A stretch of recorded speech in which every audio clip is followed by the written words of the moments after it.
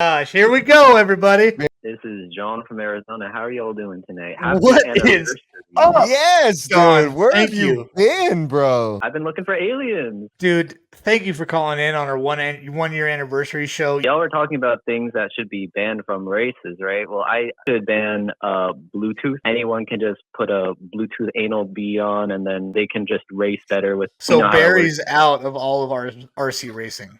Are you talking So about like- what the dude that got caught in cheating in chess? They would put the anal bead on, and then he'd be able to play chess better. Maybe that works for RC cars. I don't know. I mean, they're not playing the fucking Morse code when we're RC racing. It's different than chess. Oh, they are definitely providing Morse code.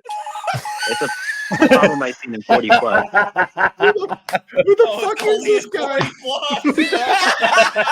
Could you imagine getting more Morse code? Mayfield's coming on your left. Like that would be a lot of buzzes.